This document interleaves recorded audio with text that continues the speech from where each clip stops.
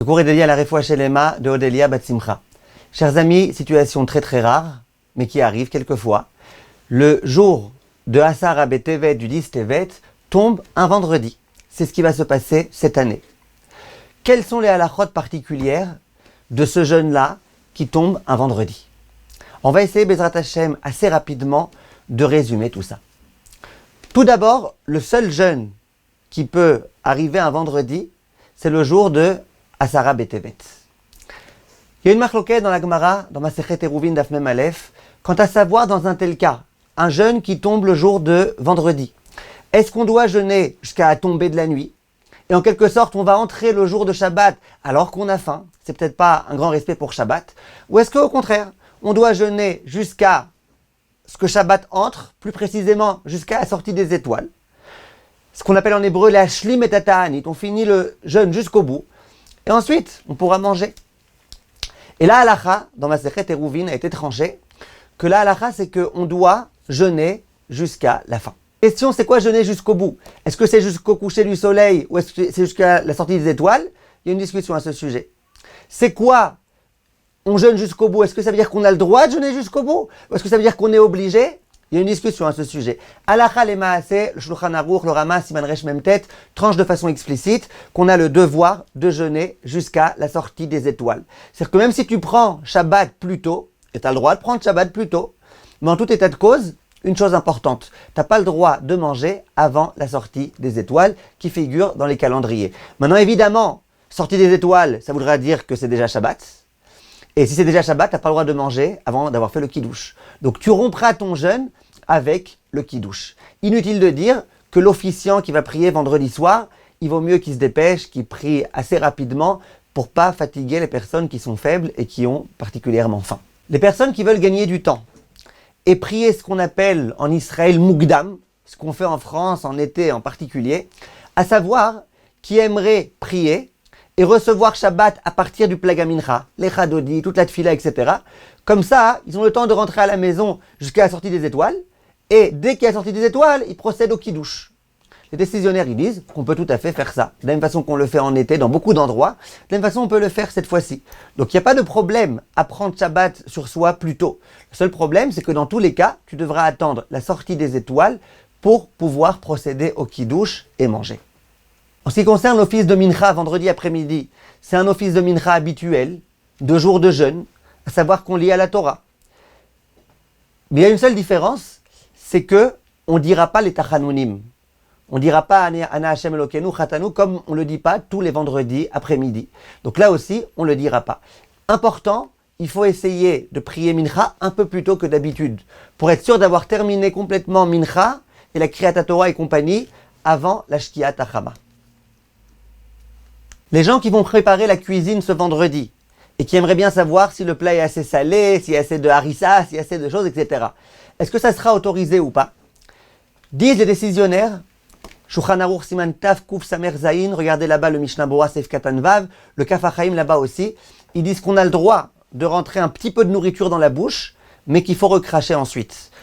T'es pas en train de manger, t'es pas en train de profiter, t'es juste en train de voir si ça a un bon goût ou pas. Tu peux rentrer dans la bouche pour essayer de voir si c'est un bon goût ou pas, mais après, il faut recracher.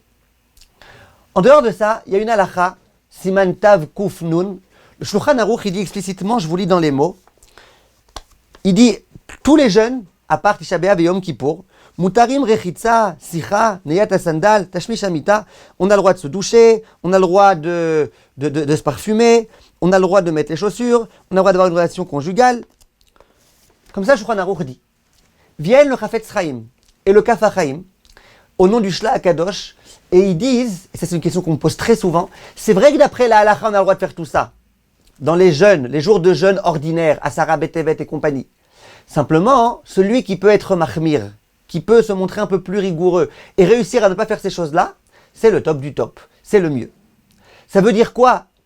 C'est le top du top. Ça veut dire que le jour du jeûne, d'une façon générale, il ne faut pas prendre sa douche, il faut essayer de ne pas faire toutes ces choses-là, de ne pas se parfumer, etc., etc.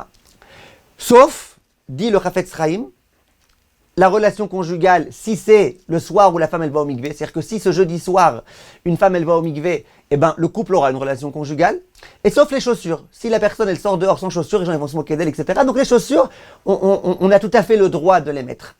Mais tout ce qui est, par exemple, de la douche et compagnie, eh ben, le Kaf HaChaim et le Chafetz Chaim disent qu'il vaut mieux essayer d'éviter les jours de jeûne. Question cette année, le jour de jeûne tombe un vendredi. Est-ce qu'en l'honneur de Shabbat, je pourrais tout à fait me doucher à l'eau chaude avec le shampoing et compagnie? Est-ce que je pourrais me parfumer pour les gens qui veulent se parfumer un peu avant l'entrée de Shabbat? Est-ce que je pourrais procéder à une lessive si j'ai besoin pour avoir une tenue, etc.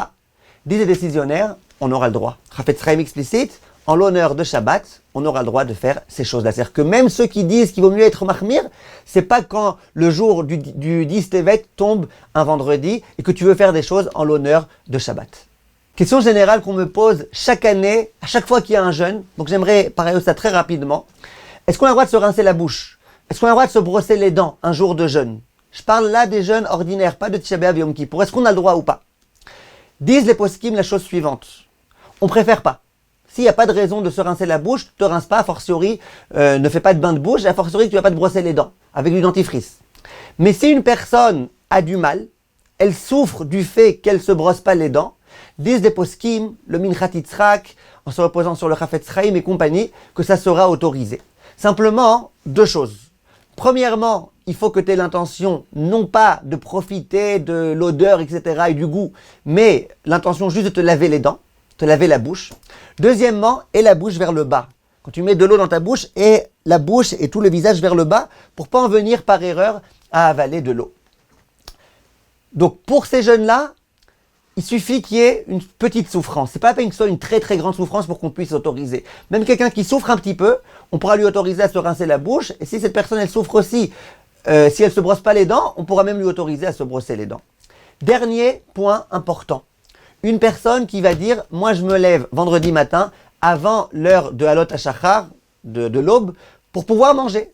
Le jeûne, il commence quand? Il commence vendredi, à l'aube. Moi j'aimerais me lever 1 heure avant et prendre un bon petit déjeuner. Alors là aussi, ceux qui veulent être mahmirim, sachez qu'il y a un Kaf HaChaim qui veut dire qu'il vaudrait mieux prendre le jeûne depuis la veille au soir, comme le jeûne de Tisha B'Av, mais bon, ça c'est une khumra, je connais quasiment personne qui fait cette khumra-là. Donc, on a le droit. Là, il y a un point important que pas tout le monde connaît. Le Shulchan Aruch Siman Tav Kuf Samer Daet écrit que dans quelle mesure, quand tu as été dormir jeudi soir, si vendredi matin, tu veux te lever avant l'aube, tu as le droit de manger, c'est uniquement si, avant d'aller dormir jeudi soir, tu as posé une condition. Que tu as dit explicitement, je compte ne pas recevoir le jeûne sur moi parce que je vais me lever demain matin. Si quelqu'un a été dormir et qu'il n'a pas posé cette condition, il n'aura pas le droit de manger le lendemain. Concernant le fait de boire, le Rama il veut autoriser, le Chafetz Chaim il n'est pas très chaud, mais en tous les cas, manger on n'aura pas le droit. Donc s'il vous plaît mes chers amis, si vous comptez aller dormir jeudi soir et que vous voulez vous lever vendredi matin, avant d'aller dormir, vous pouvez même si vous voulez 1 heure ou 2 heures avant, mais l'essentiel c'est de ne pas aller dormir sans avoir posé explicitement de préférence cette condition, je compte ne pas recevoir le jeûne sur moi. Be'ezrat Hashem, que ces halachot-là, on n'a pas besoin de les appliquer, que le Beth Amikdash soit reconstruit d'ici là, Be'atzlacha et de bonnes nouvelles.